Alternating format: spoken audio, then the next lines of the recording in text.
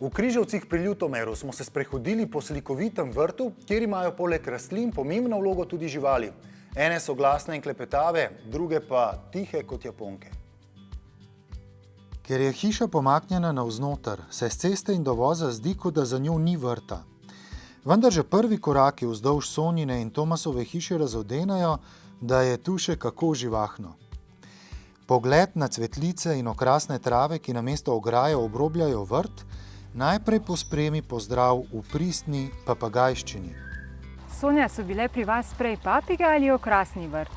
Najprej so bile papige in potem je nastal okrasni vrt. Papige imam že nekje 15 let, vrt pa smo začeli delati leta 2009.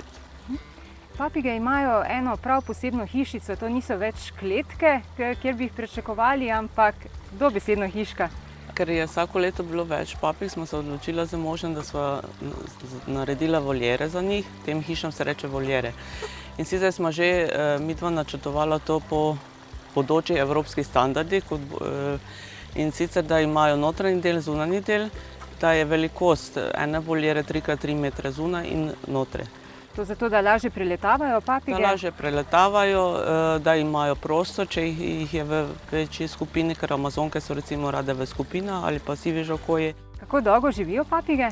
Papige živijo zelo dolgo. Srednje papige, amazonke, sivi žakoji, kakaduji do 60 let, are pa lahko doseže tudi 100 let. O, to pa je ogromno. Ker preživijo tudi svoje lastnike največ. Svoje lastnike pa verjetno se preživijo. Vaše papige so zelo blizu vrta oziroma pripravijo neko otvoritev na vrt, pozdravijo prišleke, pozdravijo obiskovalce. Kakor hitro stopamo mimo njih, imamo občutek, da je vrt zelo dolg in ozek, nenadoma pa se potem odpre in nas čaka pravo presenečenje. Na začetku vrta so papige, ker so zraven hiše, zaradi tega, ker rabijo elektriko in vse to. In potem se pa vrt je ožji del parcele in potem se tu parcela razširi. Tisti ožji del parcele smo z možem kupila zraven leta 2009. Ta širši del pa je že bil odprej, tu sem praktično že od mladosti na tem delu vrta. Aha, in kaj je tisto, kar je prvo začelo nastajati v okrasnem delu?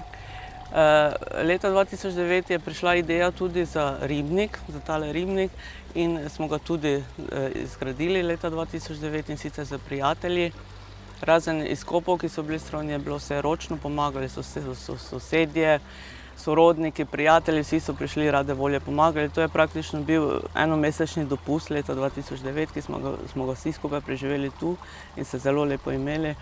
In potem je pa začel nastajati ves ta vrt, se okrog ribnika se je širil vrt, vsako leto je zraven nekaj prišlo in se zasaditve in tako je zdaj nastal ta vrt. V ribniku plavajo veličastni koji, se pravi japonski krapi, taki še nisem videla nikjer v Sloveniji. Ideja za ribnik je bila moja, mož pa je vztrajal, da če naredimo ribnik, mora tudi v njem nekaj posebnega plavati in to so bili japonski krapi.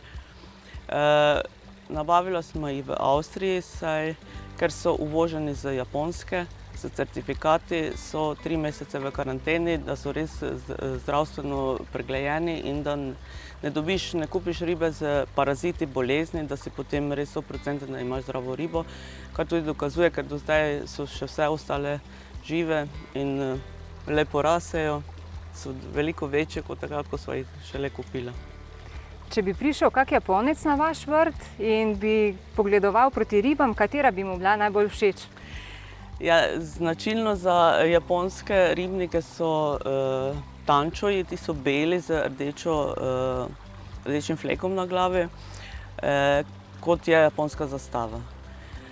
Ker japonski krapi spreminjajo barvo tam nekje do 3. 4. leta starosti, je boljše, če kupiš večjo ribo, starejšo, ampak ta je seveda tudi cenovno dražja.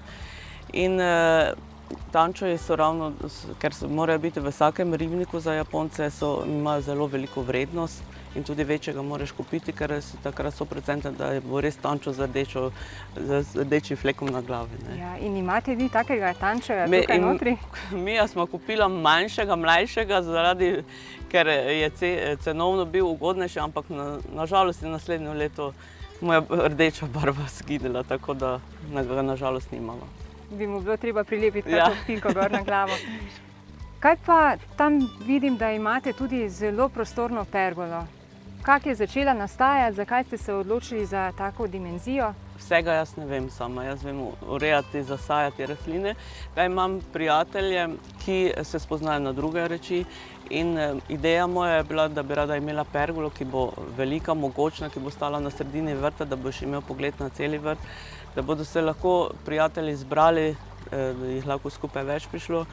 In tu je en moj prijatelj mi s tem pomagal, da mi je uresničil to željo, da je nabavil material, da smo naredili to pergolo. In zdaj zares uživamo ob njej, ko sedimo, se pogovarjamo, poslušamo žuborenje, vode, ribe. Ste imeli pod pergolo že kakšno ohcet? Mogoče veste, koliko ljudi lahko sedi pod njo? Ohceti ni bilo, so pa lani prikolesarili moji sodelavci, tako da nas je že bilo pod pergolo tudi več kot 30 ljudi in smo se prav fino imeli.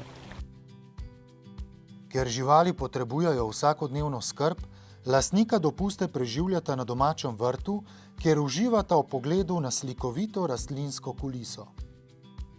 Kot posebnost bi omenila ta brin, ki je rasel že v ribnik, se je razrasel in se je že rasel v ribnik in zato sem se lani odločila in tudi preizkusila v obrezovanju in sem ga tudi obrezala v japonskem stilu. Potem imamo tukaj, zadaj je enosadno drevo Asimina triloba, indijanska banana. Posebnost je ta, da je močan insekticid in jo ne oprašijo čebele. Tako da sem izvedela, da moraš kos ali pa kak košček mesa obesiti, ko cveti in potem jo oprašijo muhe. Zdaj nas že tretje leto razveseljuje z sadjem, lani ga je bilo zelo veliko, tako da sem tudi skuhala marmelado z njej. Okus imajo, kot da bi jedel vaniljev puding z okusom ananasa, banane, avokada, tako mešanica arome je. Je pa ena slaba lastnost, da sadeži ne držijo dolgo. Ko so zreli in padajo z drevesa par dni, potem pa jih moraš pojesti. Potem imam vole mepine, to je najstarejše drevo, ki izhaja iz časa dinozavrov. In pa mogoče čilsko smreko, arakuarijo. No, potem so posebnosti za mene so dve smreke, ki so bile novoletne smreke in zdaj so rasle tu v vrtu. In pa tam na koncu sta še dve brezi, kateri je zasadil dedek in sta dediščina od njega. Očarljive in nezahtevne so okrasne trave.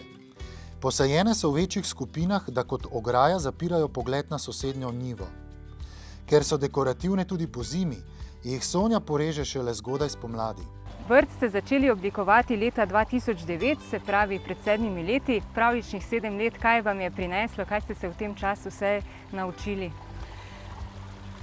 V tem vrtu sem se veliko naučila, največ potrpežljivosti. Sadila sem manjša drevesa, ki z leti hitro zrasejo, zato moramo paziti, kako sadimo drevesa, da jih ne sadimo pregosto, ker potem ne pridejo one do izraza.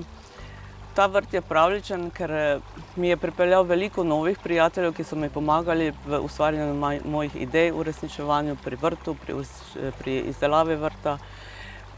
Vrt mi pomeni veliko, ker v njem se pomirim, tudi ko imaš težke trenutke, se sprehodiš po vrtu, pogledaš malo ribe in si takoj drugačen. Pravličen vrt.